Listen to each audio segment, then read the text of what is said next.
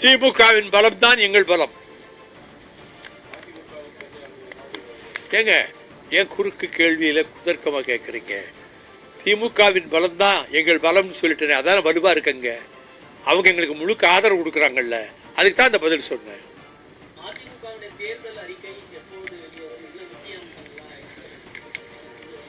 இன்னும் ஒரு சில நாட்களிலே தெரியும்.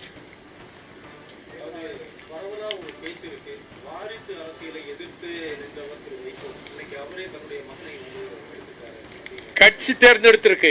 கட்சி ஒட்டுமொத்தமா ஒரு ஆள் பாக்கி இல்லாம ஒட்டுமொத்தமா அவரை தான் நிறுத்தணும்னு தேர்ந்தெடுத்திருக்கு.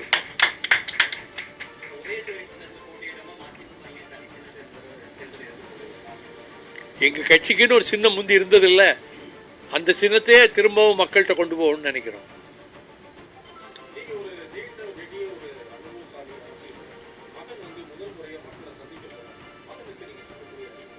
என்னை விட திறமையாக பேசுகிறார். ஆங்கிலத்திலும் சரி தமிழிலும் சரி என்னை விட திறமையாக பேசுகிறார். பத்திரிகையாளர்கள் சந்திப்பிலே பத்திரிகையாளர்களே திகைத்து போகிற அளவுக்கு ஆச்சரியப்பட்டு என்னிடம் வந்து, என்ன சார் அரசியலே இல்லைன்னு சொன்னாங்க, இப்படி அருமையா பதில் சொல்றாரு, என்ன பொருத்தமா பதில் சொல்றாருன்னு சொல்லி அந்த அளவுக்கு இந்த 3 ஆண்டுகளிலே தன்னை பயிற்றுவித்துக் கொண்டார்.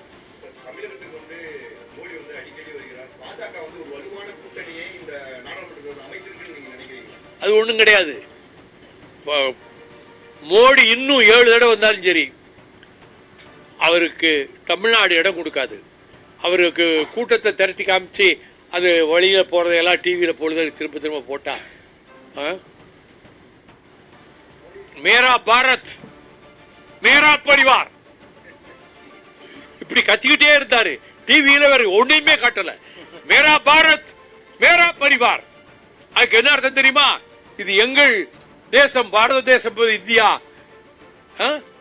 மேரா பாரத் மேரா பரிவார்னா என் கூட இருக்கிறவங்க கேங்ஸ்டர்ஸ், பரிவார் பரிவாரங்கள், கேங்ஸ்டர்ஸ். யார் யாரையெல்லாம் அந்த கட்சியில சேர்க்கிறாங்க, அங்கங்க பிக் பாக்கெட்டு, அங்கங்க மது போதை, இப்படி பிரச்சனைகள்ல வர்றவனை தான் கட்சியில சேர்க்கிறாங்க அவங்க. அதனால எந்த காரணத்தை முன்னிட்டும் மோடியினுடைய முயற்சிகள் தமிழ்நாட்டிலே வெற்றி பெறாது.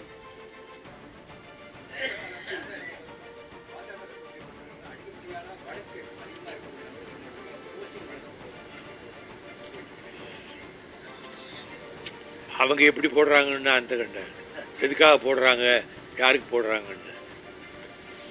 அது அவங்க ஆள் பிடிக்கிற வேலையில் இருக்கிறாங்க. கட்சி அப்படியெல்லாம் வளர்த்துட முடியாது. ஒவ்வொரு கட்சியும் கஷ்டப்பட்டு, இப்போ நாங்கள் 30 வருஷம் ஆச்சு நாங்கள் கட்சி ஆரம்பிச்சு.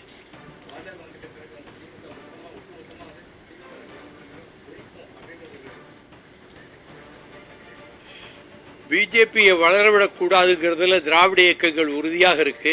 அதில் திமுக தான் முன்னணியில் இருக்கிறது. மறுமலர்ச்சி திமுக அதற்கு பக்கபலமாக இருக்கிறது.